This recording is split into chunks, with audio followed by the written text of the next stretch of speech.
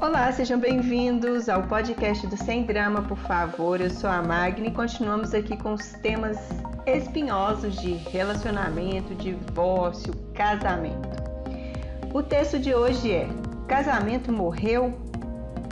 Bom, eu sou uma pessoa que gosta de começar pelo final. Assim sendo, já vou logo respondendo a pergunta título desse podcast. Não, o casamento não morreu, mas ele está com os dias contados.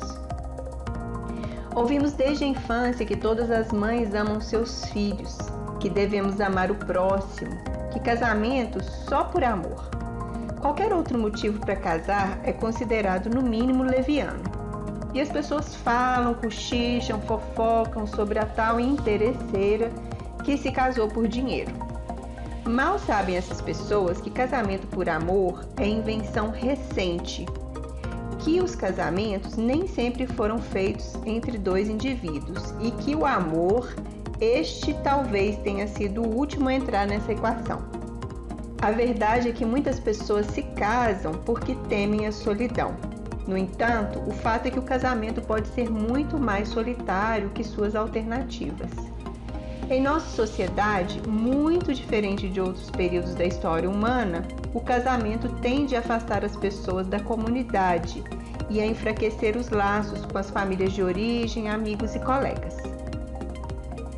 Curiosamente, os casamentos no mundo primitivo eram grupais e tinham como uma das suas principais funções a proteção contra ameaças da natureza.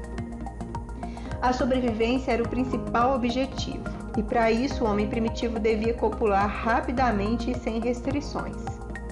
A maternidade era óbvia, mas a paternidade não.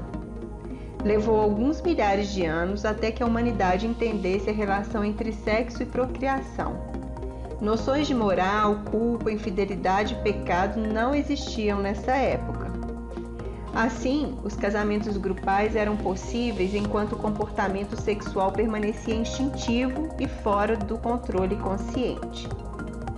Mas uma vez que o mistério da concepção foi revelado e a ideia de propriedade começou a existir entre os homens primitivos, o conceito de sexo, casamento grupal, se tornou insustentável e teve decretada sua sentença de morte. Para sempre. A revolução sexual da década de 70 que o diga. A grande questão é que a morte do casamento grupal levou com ele a igualdade de gênero. Olhe à sua volta. Procure por homens e mulheres com mais de 30 anos que ainda não se casaram. O que você pensa deles? Como você acha que as outras pessoas os veem? Provavelmente você irá perceber que os homens são tidos como independentes ou inteligentes, enquanto as mulheres na mesma situação são vistas como desesperadas, dignas de pena e são muitas vezes tratadas como mercadorias perecíveis. Desde a infância, as meninas são doutrinadas a desenvolverem as virtudes do casamento, o que contribui para o fortalecimento desses papéis de gênero. Essa ideologia educa os meninos como guerreiros e responsáveis pelas decisões e as meninas como mães e donas de casa.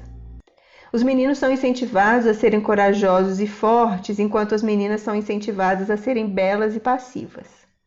Há alguns anos, poucos anos na verdade, um dos meus sobrinhos tinha 4 anos. Estávamos visitando a minha mãe e eu digitava alguma coisa no meu laptop. Ele se aproximou de mim com uma imensa interrogação na testa. Eu perguntei para ele o que era e ele me disse: "Titia, você é homem." Diante do meu espanto, ele se explicou: "Você dirige aquele carro, você tem dinheiro e comprou esse computador, então você é homem." A realidade, gente, é que todas as mulheres da minha família trabalham e fazem seu próprio dinheiro, com exceção da mãe dele. E esse é o modelo que está presente na vida dele e este é o modelo que ele entende. E é provavelmente assim que ele quererá sua parceira esposa. Quando crianças, nós lutamos para entender o mundo e buscamos sentidos para os eventos e objetos. Precisamos aprender o mais rápido possível o que é e o que não é. E para isso utilizamos categorias como homem e mulher, por exemplo. E assim crescemos, cheios de certezas e regras do que deve e do que não deve. E assim nos casamos. Mas, diferentemente do que acontecia há algumas décadas, atualmente homens e mulheres não têm as mesmas necessidades sociais e econômicas de permanecerem casados como no passado.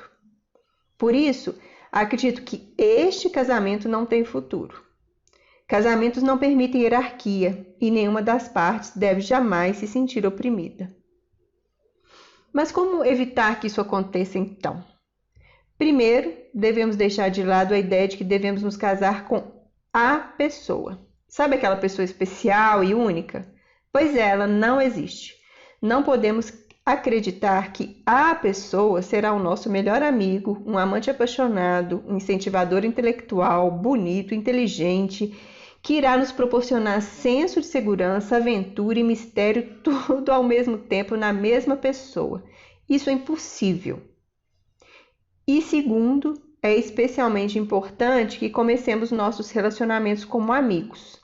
Somente a partir daí poderemos construir casamentos baseados no respeito mútuo e na igualdade, com equilíbrio entre expectativas e responsabilidades.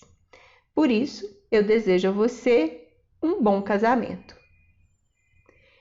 Eu sou a Magna, esse é o podcast do Sem Drama, por favor, e você está convidado a participar desse projeto conosco, compartilhando as suas histórias. Eu quero muito ouvir histórias e eu gostaria de falar sobre elas aqui nesse podcast.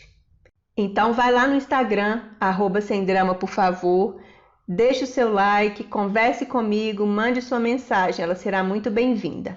Um abraço e até o próximo podcast.